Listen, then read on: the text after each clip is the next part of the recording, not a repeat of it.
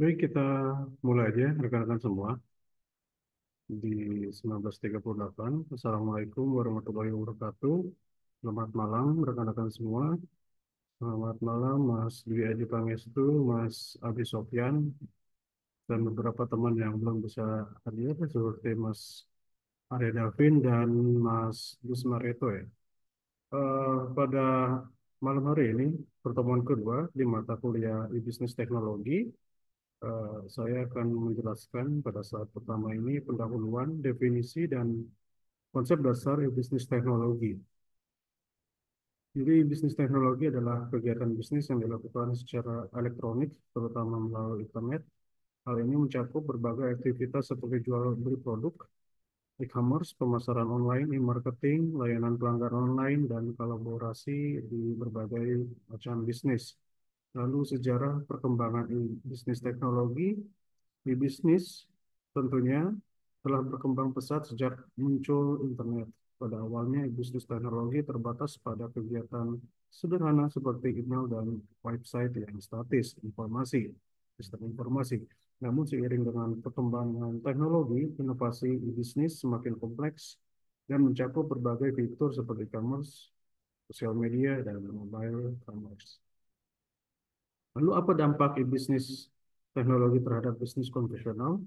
Bisnis telah mengubah cara bisnis beroperasi. Beberapa dampak positif antara lainnya, jangkauan pasar yang lebih luas, efisiensi biaya, fleksibilitas, dan personalisasi layanan. Namun bisnis juga membawa tantangan seperti persaingan yang semakin ketat, keamanan data, dan perubahan perilaku konsumen. Kebayanya. Lalu teknologi pendukung di bisnis teknologi, bagian ini membahas berbagai teknologi yang mendukung pelaksanaan bisnis, mulai dari infrastruktur dasar seperti jaringan komputer hingga sistem yang lebih kompleks seperti CRM dan ERP. Infrastruktur teknologi hal ini mencakup hardware dan software yang dibutuhkan untuk membangun dan menjalankan sebuah website atau aplikasi bisnis online. Lalu ada teknologi informasi, berbagai sistem informasi yang digunakan untuk mengelola data, proses bisnisnya, dan interaksi dengan pelanggan. Lalu teknologi komunikasi, alat dan teknologi yang digunakan untuk berkomunikasi secara elektronik seperti email, video conference, dan mobile commerce. Lalu keamanan di dalam teknologi bisnis, mekanisme yang digunakan untuk melindungi data dan sistem informasi dari ancaman keamanan.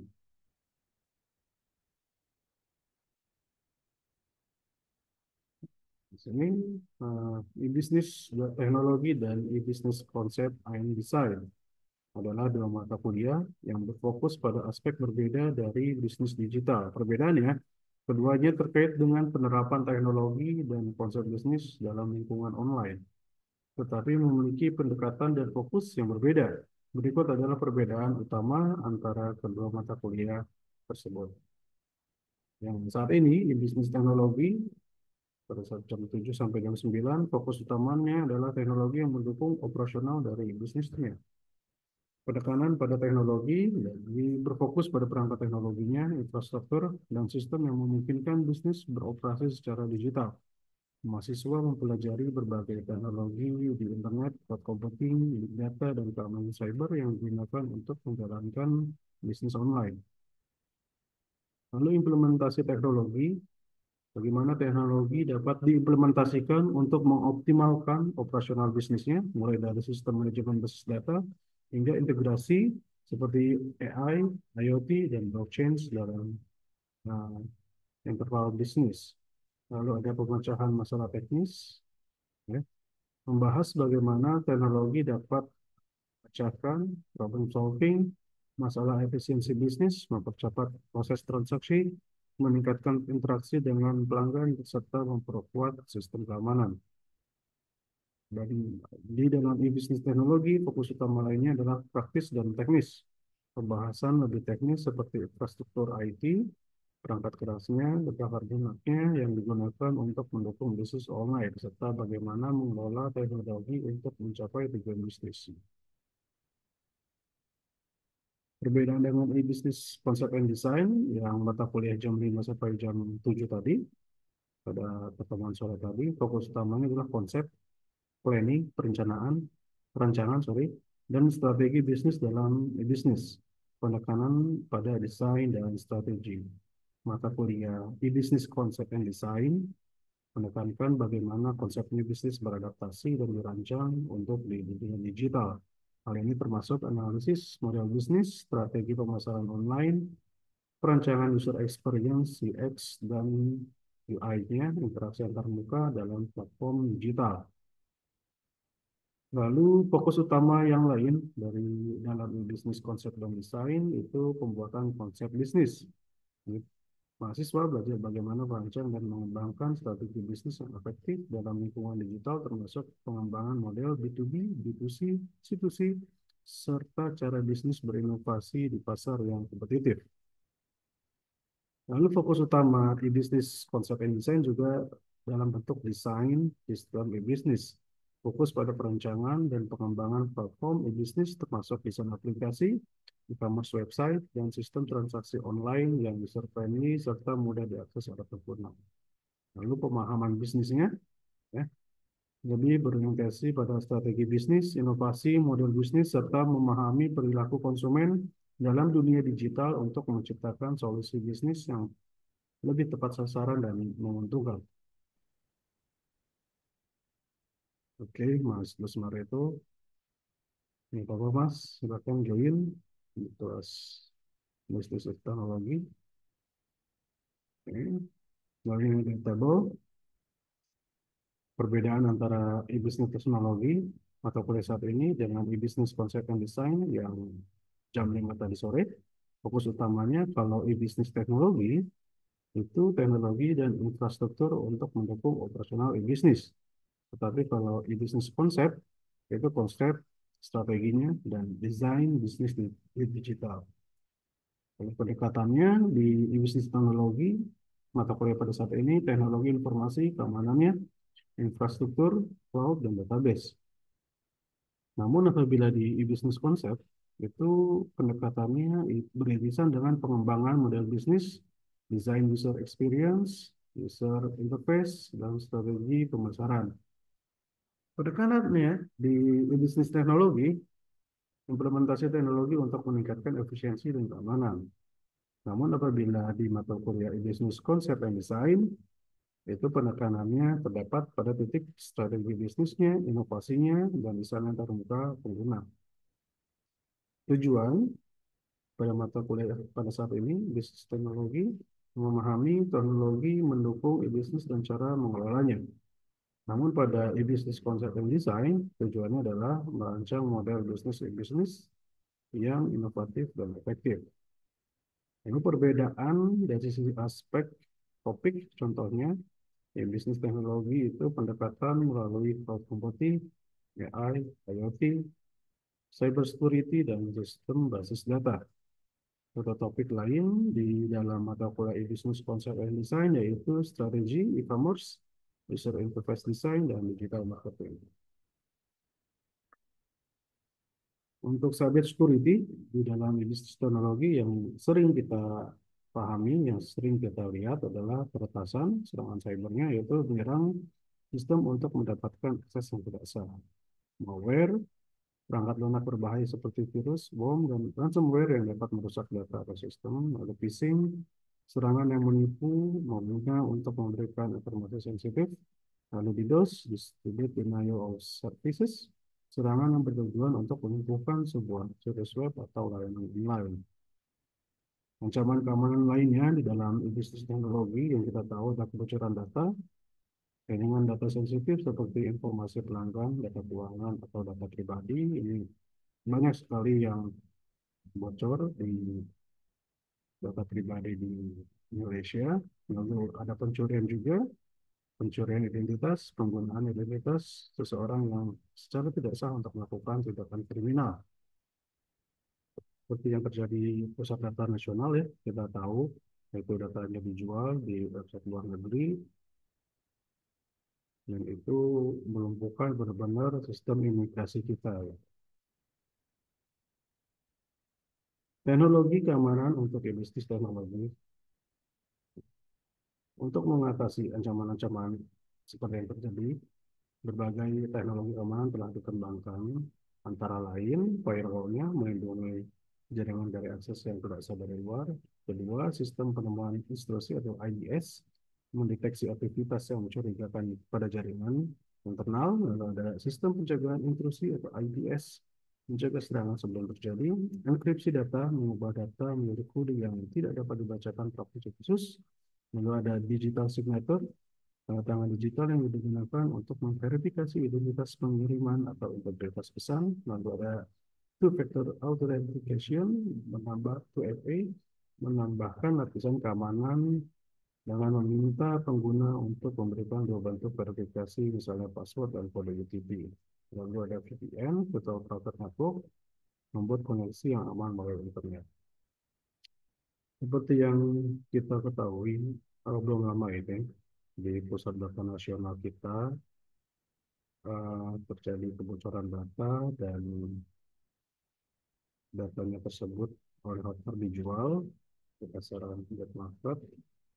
Lalu apa yang terjadi ya efeknya itu kan di sistem imigrasi kita sempat bermasalah, tidak bisa sehingga antriannya membludak di border-border kita dan itu masuk isu nasional ya. Mungkin internasional juga ikut membahas isu pusat data nasional kita yang diretas, yang dijual belikan di black market oleh hackernya. Ini yang menjadi isu utama di negara kita. Kita mempunyai menteri yang kapabilitasnya kita tahu bersama. Ya, pemerintah juga solusinya itu dengan membayar apa eh, materi yang diinginkan oleh sektornya. Nah, isu hot issue yang terjadi kemarin masalah tentang cyber security di pusat data nasional. Hmm, bukan saya tidak, ya, kalau saya pribadi gitu ya, untuk isu data pribadi di Indonesia ya udah hopeless, pesimis yang terjadi sekarang ini. Tiba-tiba ada SMS masuk ke nomor masing-masing, ada apa marketing dari perusahaan A, perusahaan B, itu kan itu bocoran data yang memang dari dulu sudah terjadi, cuma kita abai atau pemerintah tidak bisa menanggulanginya seperti itu. Penipuan-penipuan ke SMS atau WhatsApp itu contoh kecil ya, kalau kebocoran data pribadi itu udah merajalela gitu ke warga negara Indonesia. Nah, untuk itu saya berikan kuis, mungkin bisa di kalian tulis di PDF, kalian bisa ketik untuk minggu depan. Kuisnya adalah di Uni Eropa, UE, sudah menerapkan GDPR, General Data Regulation Protection. Perlukah di Indonesia menetapkan peraturan tersebut? Apa manfaatnya dan apa konsekuensinya yang muncul apabila penerapan penerapan tersebut diimplementasikan di negara Indonesia? Jadi di Uni Eropa, GDPR ini memprotek baik itu perorangan, baik itu perusahaan, mungkin dari 2018 sudah dijalankan. Di situ banyak verifikasi, keterbukaan, transparansi yang muncul untuk memproteksi ya warga-warga dari Uni Eropa, memproteksi dari imigran-imigran gelap yang datang tidak secara legal seperti itu ke Uni Eropa. Nah, di sini ada Undang-Undang General Data Regulation Protection. Silakan kalian cari, silakan kalian search, explore, bagaimana perlu nggak sih kita tuh mencontoh gitu peraturan yang ada di Eropa dan konsekuensinya apa yang bisa kita hadapi gitu. Itu mungkin bisa kalian search, explore, dan dikumpulkan di minggu depan ya.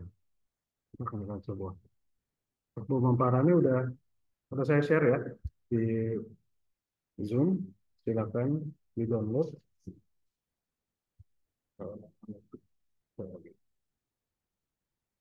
Mungkin itu untuk pertemuan malam hari ini. Rekan-rekan semua,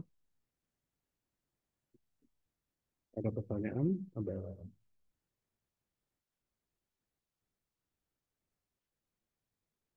Kuisnya tadi apa, Pak? ah,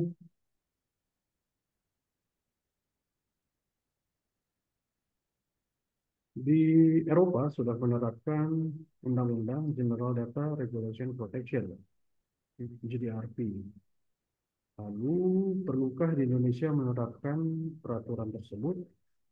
Apa manfaatnya dan apa konsekuensinya yang muncul apabila penerapan undang-undang GDPR diimplementasikan di negara Indonesia? Ada di ini di PDF yang saya share di chat Zoom. Silakan di-download aja. Mas Gaji Pangestu, Mas Adi, dan Mas Nusmareto, silakan di-download. Yang nanti dikumpulkan minggu depan.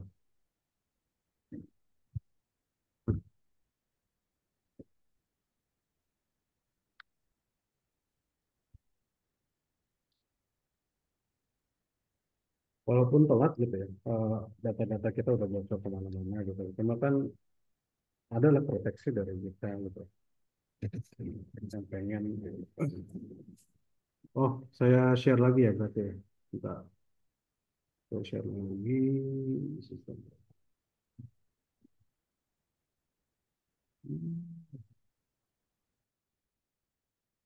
Ya, sudah saya share di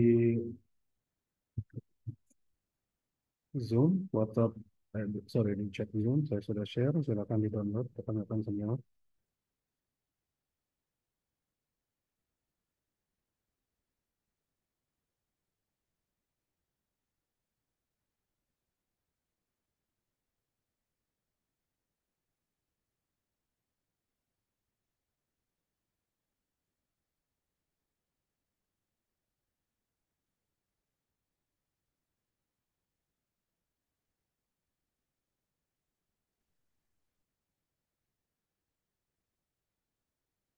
Nah ya, oke. Mungkin itu aja untuk definisi bisnis teknologi pada malam hari ini. Perbedaannya, penekanannya seperti apa, kita bisa bedakan antara bisnis teknologi dan bisnis design and concept. Lalu saya coba kasih bahan untuk diskusi ya, di pemaparan pada hari ini. Silakan dikumpulkan minggu depan, Senin depan, tanggal 14, 14 Oktober. Jadi implementasi GDPR, manfaatnya dan konsekuensinya. Silakan dibaca-baca. Itu aja ya rekan-rekan semua. Terima kasih atas waktunya Mas Dwi Haji Pangestu, Mas Adi Sofyan, Mas Gus Mareto. Terima kasih atas waktu dan atensinya pada malam hari ini. Saya pamit undur diri. Wassalamualaikum warahmatullahi wabarakatuh. Terima kasih semuanya. Izin live ya. Terima kasih.